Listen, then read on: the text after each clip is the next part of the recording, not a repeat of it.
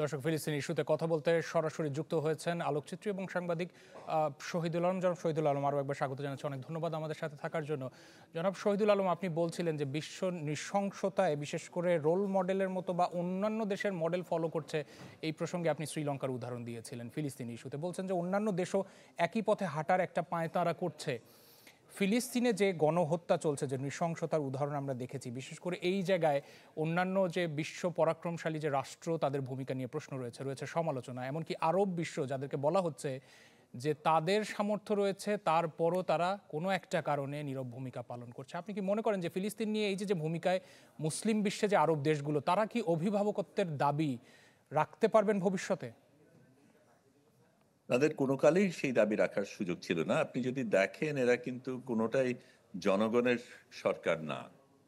তারা রাজ্য পরিচালনা করে এবং জনগণ কিন্তু প্রায় প্রায় কেন প্রত্যেকটা দেশেই জনগণ কিন্তু একেবারেই সরকার যা করে তার তার বিরোধিতা করে এবং তারা প্রতিবাদ জানাচ্ছে। এদের কিছুটা লোক দেখানোর জন্যই বুলি ওড়াচ্ছে, কিন্তু বাস্তবে তারা তাদের নিজেদের আখের গুছাচ্ছে এবং চুপিচাপে কিছু ক্ষেত্রে প্রকাশ্যেই তারা ইসরায়েলকে সহায়তা করছে। আপনারা খানিকক্ষণ আগে শিশুদের কথা বললেন, সেখানে একটা জিনিস মনে করানো দরকার যে তাদের যে এই শুধু গোলাগুলির কারণে মারা যাচ্ছে তা না, একেবারে সরাসরি স্নাইপারের গুলিতে, মাথায় বুকে স্নাইপারের গুলিতে কিন্তু অনেক শিশু মারা গেছে। ডাক্তাররা একদম পরিষ্কারভাবে বলেছেন তাদের বাচ্চাদের আলাদা করে গুলি করার চেষ্টা করা হচ্ছে। আমরা যদি তুলনা করি, ৭৫,০০০ টন বিস্ফোরক গাজার উপর ফেলা হয়েছে, সেটা হিরোশিমার ৫ গুণ। আমরা হিরোশিমাকে একটা উদাহরণ হিসেবে দেখি, সেই তার ৫ গুণ যদি হয় তাহলে এই সময়ের মধ্যে কি হয়েছে সেটা বোঝা যায়। যুদ্ধ যদি আজকে বন্ধ হয়ে যেত তাহলে কিন্তু মৃত্যু বন্ধ হতো না, কারণ খাবার যেখানে এতদিন ধরে বন্ধ হয়ে গেছে, কোনো রকমের চিকিৎসার ব্যবস্থা সেখানে নেই। আজকে যদি এই মুহূর্তে সিজ ফায়ার হয়, তারপরেও বহু মানুষ মারা যাবে এতদিন যা ঘটেছে সেটার কারণে। এই নির্বিচারে গণহত্যা যেটা চলছে, খাবারের ত্রাণ রোধ করা, ব্লকেড, তার বাইরে যে জিনিসগুলি হচ্ছে সেগুলিও মনে করার ব্যাপার যে যেখানে বন্দীদের উপর টর্চার চলছে, যৌন নিপীড়ন চলছে, ধর্ষণ চলছে এবং একদম প্রমাণযোগ্য যেই জিনিসগুলি সেগুলি বলা হচ্ছে, অথচ অন্যান্য কিছু হলে সেটা নিয়ে বিশাল সংবাদ হয়। অথচ এই ধরনের জিনিস হচ্ছে সেগুলির ক্ষেত্রে পাশ্চাত্যে একদম থেমে আছে।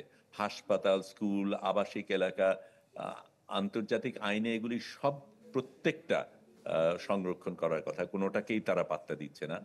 সাদা পতাকা নিয়ে মানুষজন যখন বেরোচ্ছে তাদেরকে গুলি করা হচ্ছে। বিশ্বমানের থার্মিক্স রড, সালাম স্টিল থার্মিক্স, দেশের একমাত্র থার্মিক্স রড।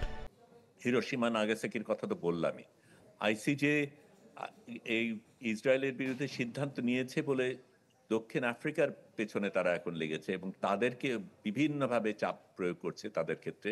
ফ্রান্সিসকে অ্যালবেনিজকে তারা আরেকবার যাতে না আসতে পারে সেটা করছে। কিন্তু আমাদের শুধু সেটা মনে রাখলে হবে না, আমাদের কি করণীয় সেটা করতে হবে। আপনারা এই অনুষ্ঠানটা করছেন, এটা অত্যন্ত গুরুত্বপূর্ণ।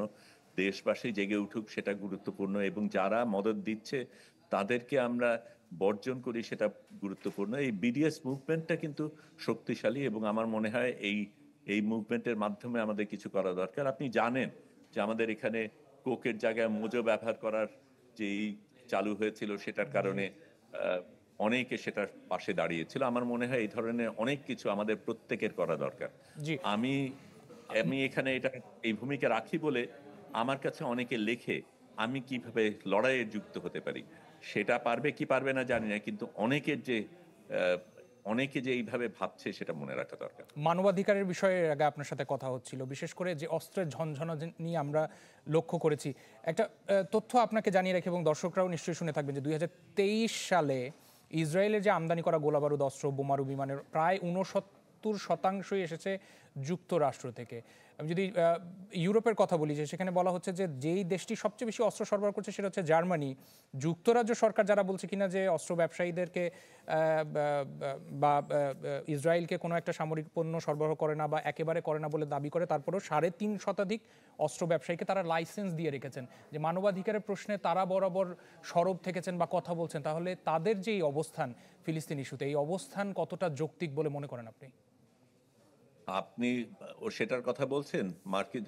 মার্কিন যুক্তরাষ্ট্র যেটা দিচ্ছে, জার্মানি যেটা দিচ্ছে সেটা বললেনই। ইটালিয়াও কিন্তু ২ মিলিয়নের বেশি এক্সপোর্ট করেছে ইসরায়েলকে আইডিএফ এর জন্য এবং আ UK F-15, F-16, F-35 jet আ অনেক দিন ধরেই দিচ্ছে। কাজেই এরা এমনকি স্পেন যারা এখন ভিন্ন ভূমিকা রেখেছে ২০২২ এর আগে কিন্তু তারাও প্রায় ১০০ মিলিয়ন লাইসেন্স আর্মস তাদের দিয়েছে, নেদারল্যান্ডস দিয়েছে। এবং এই দেশগুলি আমাদের কাছে মানবাধিকারের কথা বলে। ভারতের কথা তো একেবারেই ভিন্ন। ভারত তো তাদের ইন্ডিভিজুয়াল ভলান্টিয়ার পাঠাচ্ছে, মানুষজন পাঠাচ্ছে এবং সেখানে মুসলমানকে মারার জন্য তারা উল্লাস করছে। এই পরিস্থিতির মধ্যেই আমরা রয়েছি। কিন্তু আমি আবার ফিরে যাচ্ছি, আমাদের কি করণীয়? এরা যা করে তারাই করবে। তাদের উপর আমার কোনো আশা নেই। কিন্তু আমরা কি করতে পারি সেটাই আমাদের ভাবতে হবে এবং সত্যিকার অর্থে আমাদের অনেক বেশি কঠোর হওয়া দরকার। জি, জনাব শহীদুল আলম, অনেক ধন্যবাদ জানাচ্ছি আমাদের সাথে যুক্ত হওয়ার জন্য। আলোকচিত্রী সাংবাদিক জনাব শহীদুল আলম আমাদের সাথে যুক্ত হয়েছিলেন।